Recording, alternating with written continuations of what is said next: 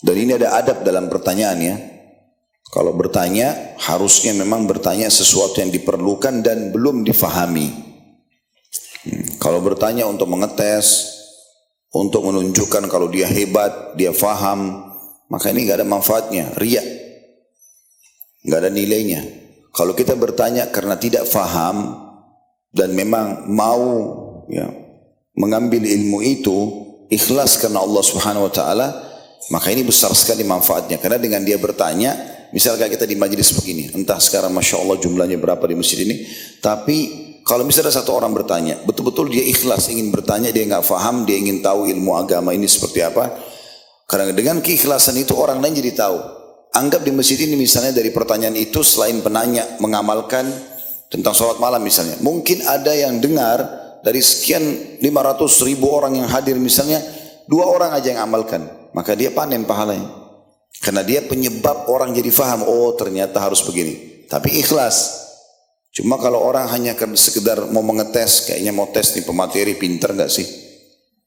Makanya saya sering bahasakan, kalau bertanya jangan tes saya. Kalau udah faham gak usah nanya. Mungkin Anda lebih pintar dari saya gitu kan. Jadi betul-betul memang murni itu. Kemudian juga jangan hanya sekedar mau tunjukkan kepada orang kalau dia hebat. Maka kadang-kadang keluar bahasa-bahasa yang mungkin tidak semua jemaah faham. Gitu kan? Ini juga mungkin disebabkan karena mereka ingin menunjukkan diri. Biasanya cirinya orang-orang seperti ini, kalau lagi dijelaskan jawabannya, dia sibuk dengan alamnya sendiri. Sibuk dengan handphone, sibuk bicara sama temannya. Karena dia tidak butuhkan jawaban, dia hanya butuh menunjukkan ke orang-orang kalau dia bertanya. Ini tidak ada manfaatnya, jadi riak buat dia. Jadi ada adab dalam bertanya.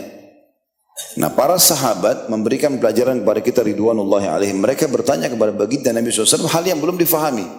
Dan memang bagus untuk bertanya.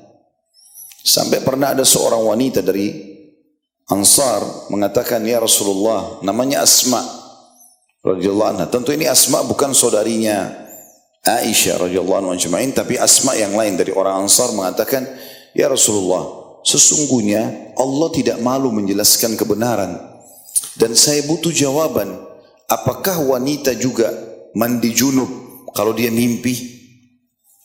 Maka kata Nabi SAW, iya, kalau dia mendapatkan kemaluannya basah. Ini sensitif, tetapi masalah agama. Kalau nggak ditanya nggak faham gitu kan. Dan akhirnya karena ketulusan Asma bertanya, sampai hari ini di buku-buku hadis dinukil. Dan sampai hari ini banyak muslimah memahami hukum itu. Dipelajari. Dan entah Allahu alam sampai kapan Allah menjaga ilmu itu, karena Allah akan angkat ilmu itu menjelang hari kiamat. Maka semua orang yang faham hukum karena pertanyaan Asma dapat pahala. Kan itu. Maka ini pelajaran penting gitu kan. Kalau kita bertanya memang penting. Bertanya itu akan menghilangkan kesesatan, akan menghilangkan sangka buruk dan seterusnya. Karena kapan kita tidak bertanya jadi masalah ini.